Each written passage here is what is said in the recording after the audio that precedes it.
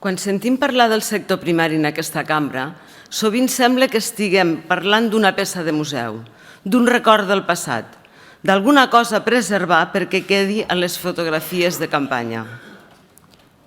No parlem de postals, parlem de la gent que ens dona de menjar, parlem dels pagesos, dels ramaders, dels pescadors, dels que sostenen el país mentre una part de la classe política fa dècades que els hi gira l'esquena.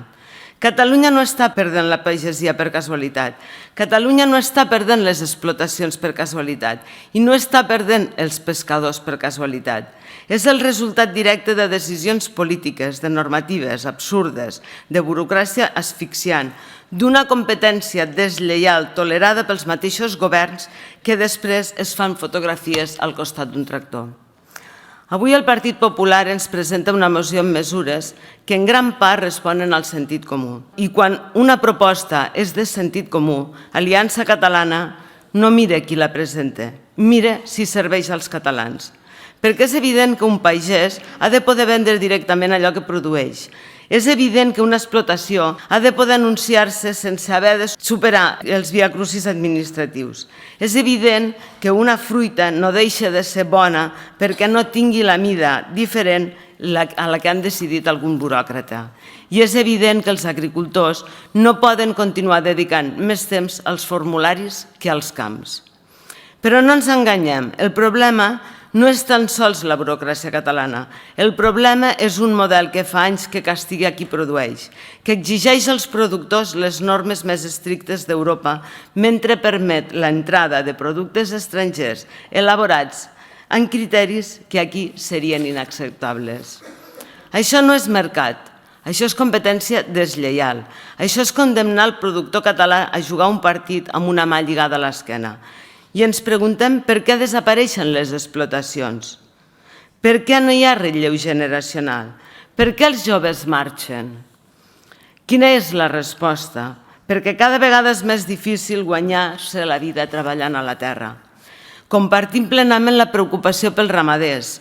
Quan un llop mata un ramat, qui paga la factura és el ramader, no el polític que signa la normativa, no l'activista urbà que viu a 100 quilòmetres de la muntanya, el ramader. Quan una explotació és afectada per una malaltia animal, qui assumeix les conseqüències torna a ser el ramader. I quan les indemnitzacions arriben tard, el que està en joc és la supervivència de la família que està cuidant del ramat.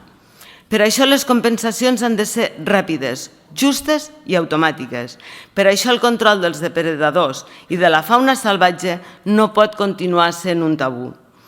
També parlen dels pescadors. Mentre Europa imposa quotes, restriccions i limitacions a les nostres confraries, van desapareixent. I amb ells desapareix una altra activitat econòmica.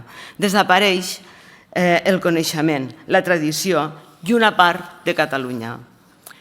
El debat de fons és molt més gran que aquesta moció. És el debat sobre si volem continuar produint aliments o si preferim dependre dels altres. És el debat sobre si volem un país viu o un país convertit en un parc temàtic. És el debat sobre la Catalunya rural del futur. Aliança Catalana tenim molt clar, sense pagesia, sense ramaderia, sense pesca no hi ha sobirania alimentària ni independència econòmica. I sense el sector primari no hi ha nació.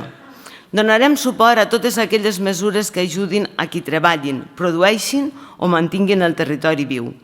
Perquè els pagesos, els ramaders, els pescadors no els cal més discursos. Necessiten que d'una vegada les institucions estiguin al seu costat. Moltes gràcies.